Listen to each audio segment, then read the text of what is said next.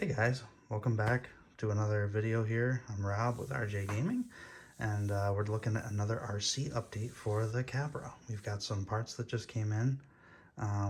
Today we're going to basically be looking at the Vader skid setup for the Capra. A little bit of a issue came about on the trail the other day, out on the rocks I should say, with Tom and Richie. We were out there crawling, doing our Friday thing, and I got myself into a position, we'll just say, with the rear steer. I was on this one particular obstacle that we built, and I got the rear tire really pinned, kind of like I was rear steered sort of this way, and I was pinned, and I tried to rear steer back this way, and the steering servo was already tight. I could feel everything sort of binding up as I rolled into the throttle. Well, I forgot that I have a new motor, the big old brushless beastie boy there, and yeah, I pretty much snapped the stock skid plate. Actually, it was the link tower for this particular link right here. So this is the stock plate.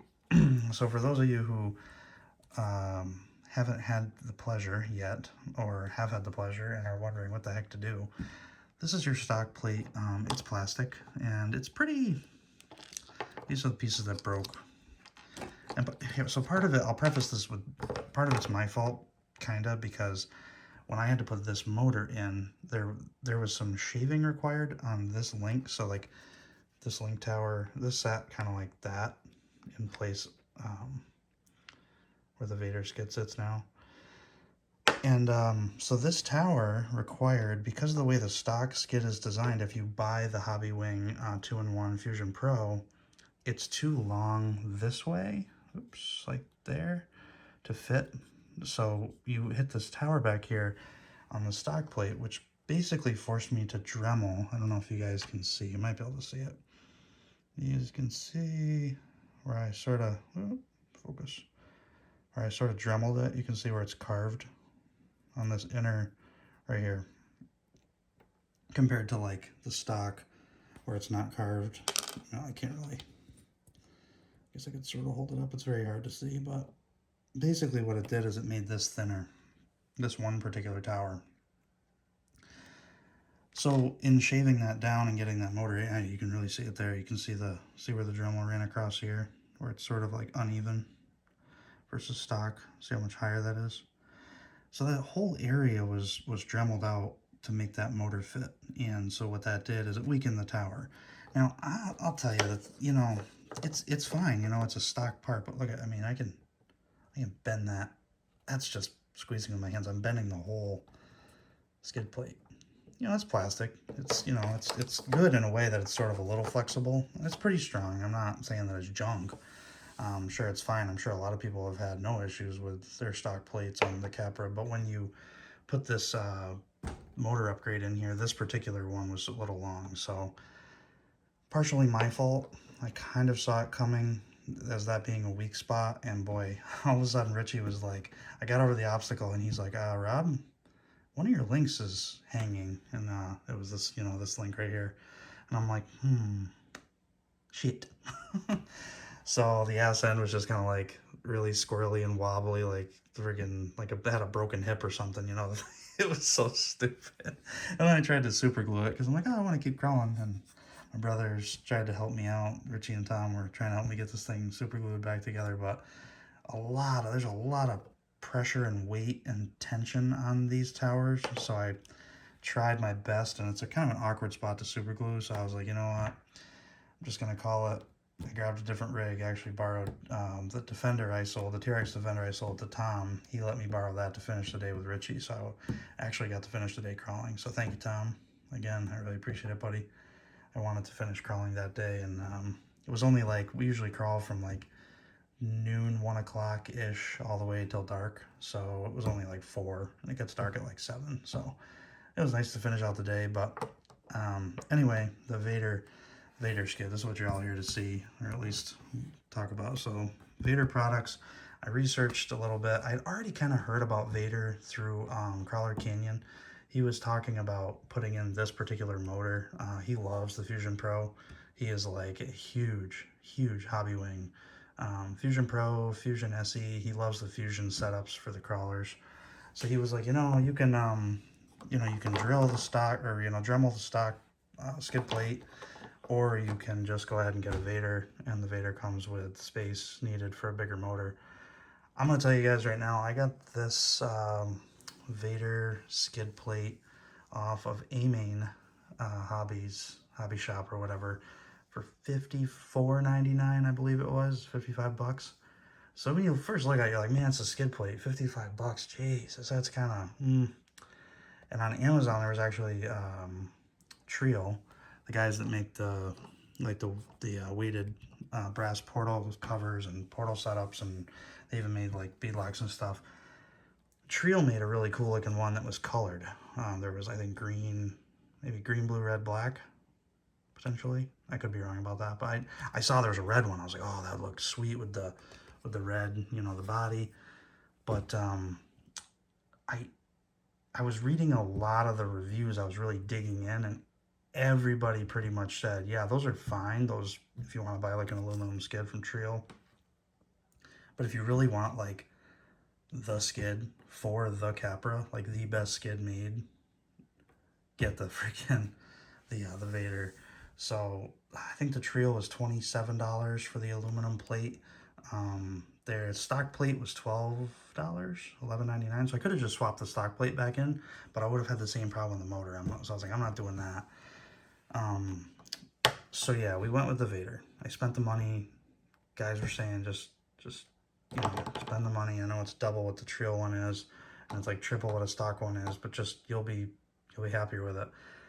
Let me freaking tell you, this thing is so much better than the stock plate. First thing to address is the way that it sits on the truck. It actually gives you about 1/4 of an inch more ground clearance, because you can see with this one, it sort of like has this bucket sort of thing going on where it sort of, see how it drops like down?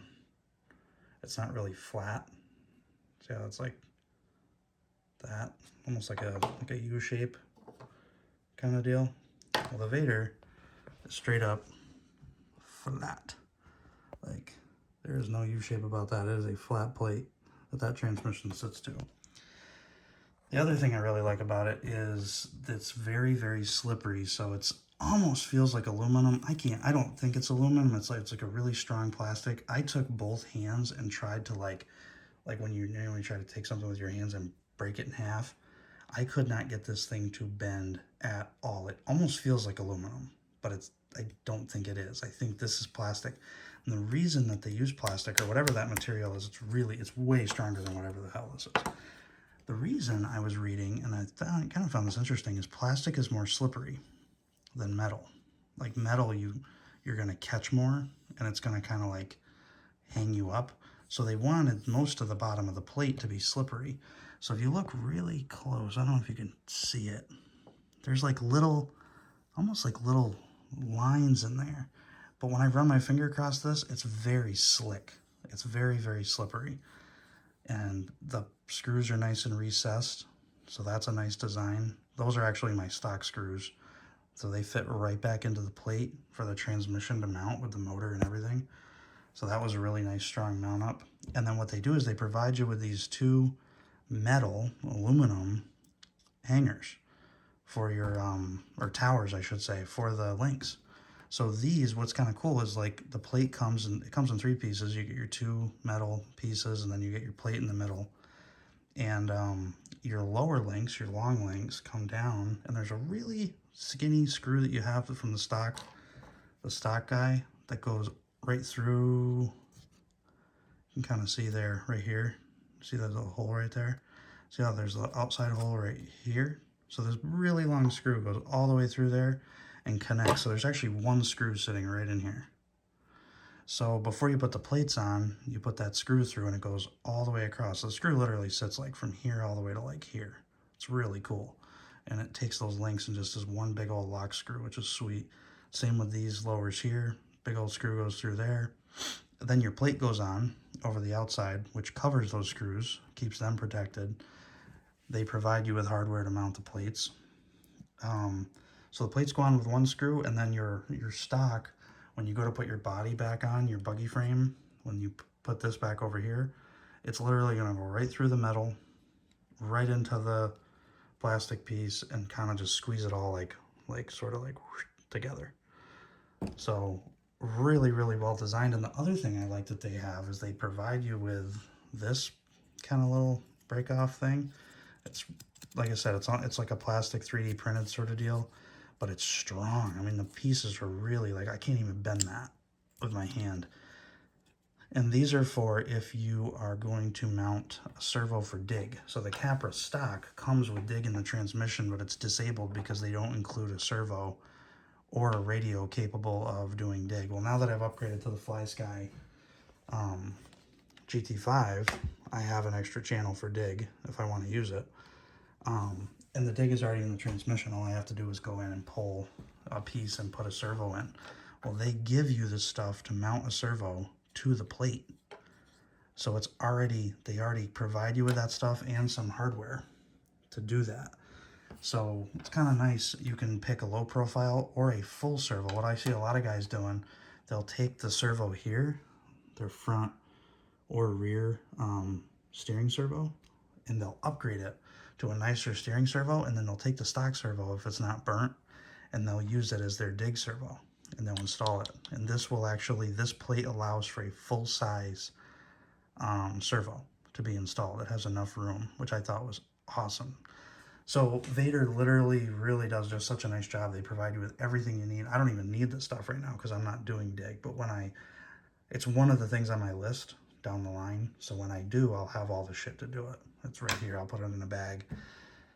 The other thing, if you guys are gonna upgrade your motor on your Capra, look at the clearance. It's perfect. It's the only skid plate that I saw that was designed this way. All the other ones, like your Treel, your Treel is literally this plate, just aluminum. It's all one piece. So these towers are going to be right in the way, and then you're going to have to grind down aluminum, which is even more annoying. So these guys, the Vader, look at the spacing right there with the motor. There's no issues with spacing. They mounted in perfect. It's flush. Just the way you want it to sit. All your links hook up nice. The only other thing I recommend doing if you guys do get the Vader, I have the screws that go into the original link are these little guys right here. So those are the screws that came off of the links. Vader provides you with these little itty bitty nylon. Let's see if I can get it in my. Go like this. Little itty bitty nylon lock nut. They want you to put them like this. So your link comes in on the inside of the Vader skid up on the tower, and they want you to use your stock boy, run from the outside through the link, and then put your nylon lock nut on the inside. Well, what I found is the stock, if you feed it through here, because the plate is a little thicker, you don't really get a lot of thread, so the nylon doesn't even barely bite. So I have an aftermarket big old kit over here full of screws. I've got some long boys here. They're just a little bit longer. Not by much. See, they're a little bit longer. So I used 4 brand new aftermarket bolts. And they stick out just, if I can get this to focus, see how it's just enough. The threads are through. There's probably like 3 turns of thread through there. So it's enough to get through that nylon and actually have that work the way it's supposed to and be nice and tight and not spin out on you and have a link hanging because the nut backed out when you're out on the trail, which you don't want to happen. So big thumbs up for the Vader skid. Really, really happy with it. Obviously, I haven't been out crawling with it, but just seeing how much smoother this is versus this and how much better the design is and how it's a flat skid and not this weird bucket. Because, I mean, you guys know when you're coming over a rock and you get those rocks that have those really sharp edges up here and you get up here and your belly hung and you kind of are tipping like this extra 1/4 inch could mean the difference of you clearing that rock or not clearing it. So, I mean, just that alone is enough reason to spend the money. But then your motor clearance, your aluminum towers with your plastic slippery actual strong skid plate. Everything is literally just pressed exactly the way it's supposed to be. Like all these holes lined up perfect. There was no modifications needed. I didn't have to touch anything. There wasn't any like frustrating like, oh, this little fucking thing, you know, and you get angry because you, oh, I wish I'd spent the money. You just, it's easy. You put it together. It works the way it's supposed to. It's strong, well built. What more can I say? So yeah, I'm just gonna do this video on the Vader skid. Oh, one other thing. Because I'm not gonna do a specific video for this, but magical moment happened the other night. Richie and I were standing on the back porch and talking about RCs. He was drilling holes in a body that I gave him for his E10. And he was wondering what JConcepts ruptures looked like. And I always, you know, I always have been after ruptures since the day I got back into crawling.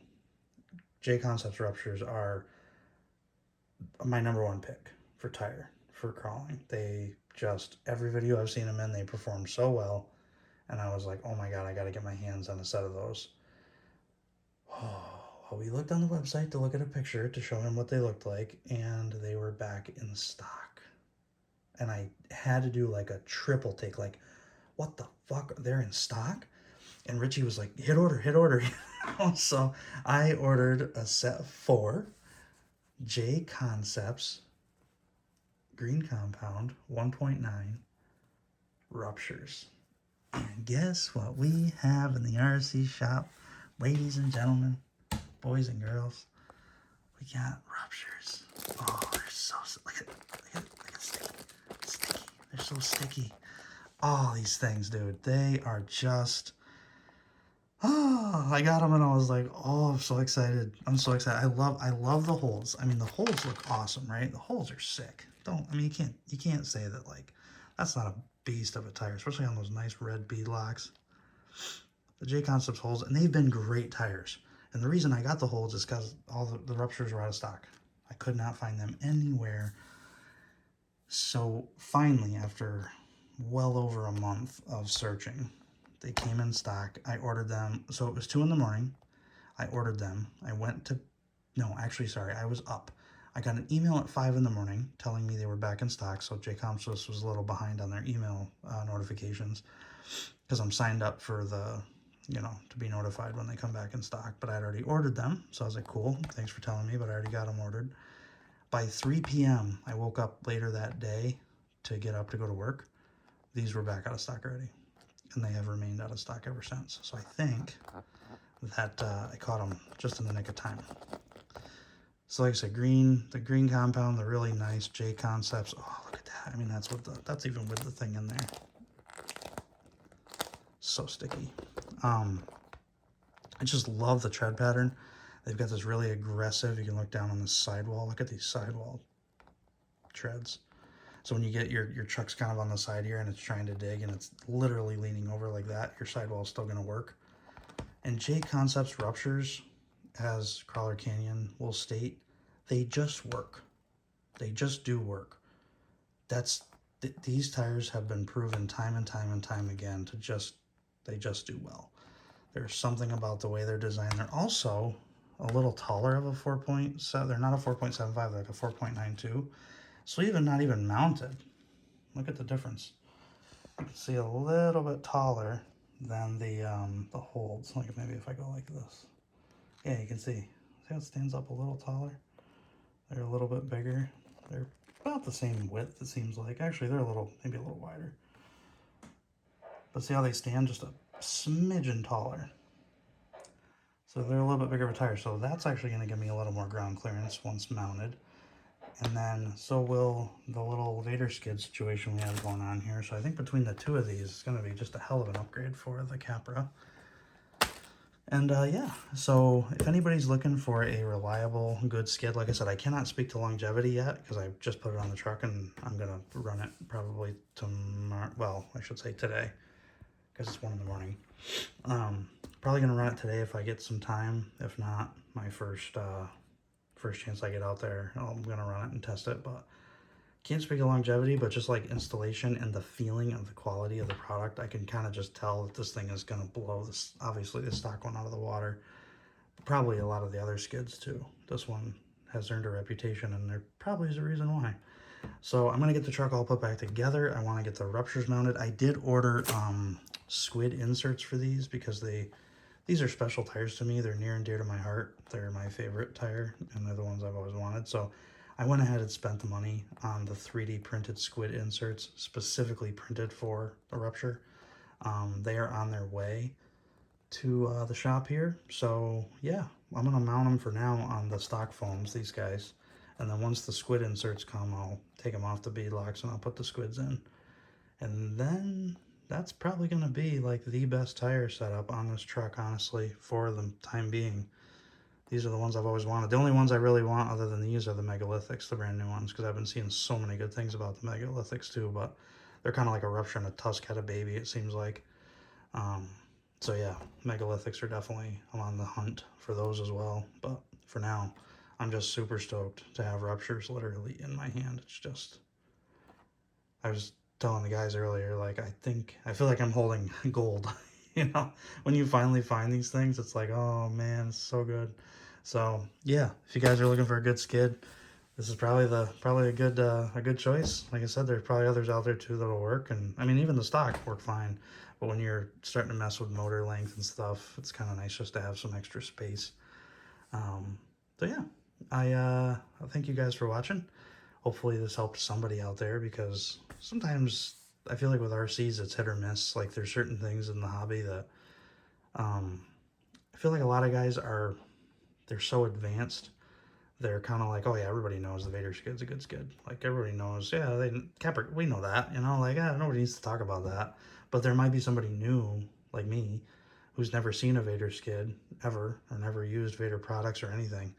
I had no idea what this was and why it was $55 versus 26, 27 bucks or $12.